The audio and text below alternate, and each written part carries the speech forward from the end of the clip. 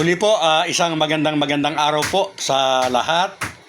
At araw po ng Biyernes, July 24. Ang content ko po sa araw na ito ay para po sa mga baguhan o mga first timer po na hahabol. At bawal po ito sa mga nagmamarunong at marunong na na talagang magaling na po sa pangangampanya. Hindi po para sa inyo ang content na ito, pinapauna ko na po. Mga kabarangay, kung kayo po ay bagong hahabol pa lamang o tatakbo o lalaban, lilinawin ko lang po kasi mayroong mga barangay na malalayo na hindi po naiintindihan ang termino na ginagamit ko kung minsan na hahabol.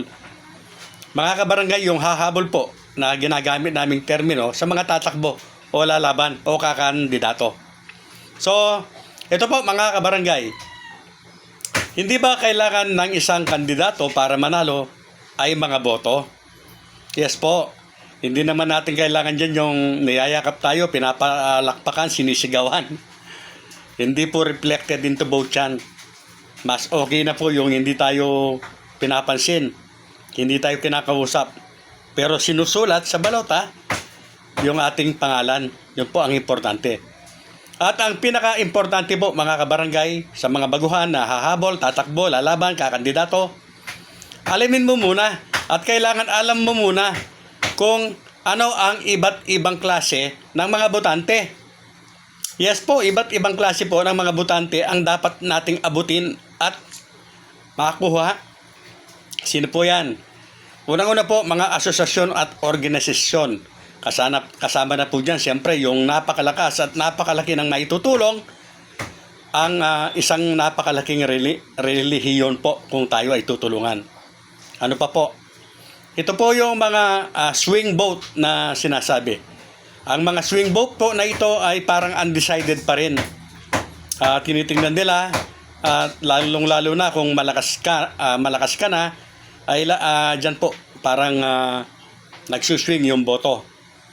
Mga undecided, ito po yung mga boto o mga botante na hanggang sa hindi po sumasapit ang araw ng halalan o hanggang hindi nakikita, naririnig o nababasa sa mga polyetos ng isang kandidato ay hindi po sila nagdidesisyon.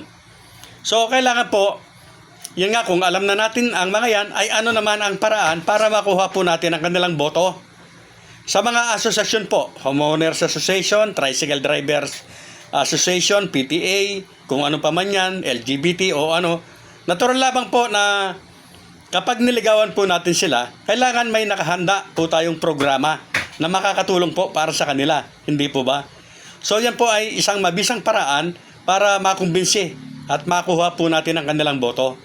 Ganon din po sa mga swing vote.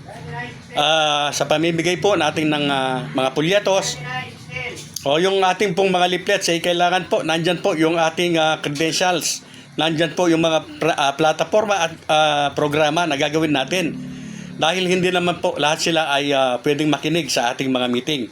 Kaya napaka-importante po na dapat sa mga pulyetos o leaflets po na ating ipamamahagi ay parang nagsasalita na po tayo sa kanila. Yes po. At mga kabarangay, ang pinaka-importante po sa lahat para makakuha po ng boto sa alinman dyan sa mga botante na iyan, ito po ang pinaka-mahalaga. Huwag na huwag po tayong magsasalita ng mga masasakit at maninira sa ating kalaban, sa ating mga kalaban. Totoo man po o hindi. Yes po. Dahil hindi na po uso yung paninira. Dahil napaka-hirap po niyan, totoo man o hindi ang sasabihin mo laban sa iyong katunggali sa politika, yes po, tiyak na nakaka-apekto po yan sa kanyang buong pamilya.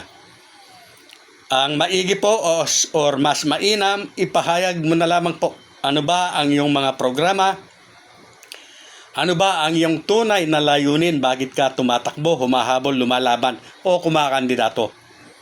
Yan po ang pinakamabisang paraan mga kabarangay para makumbinsi ang isang botante.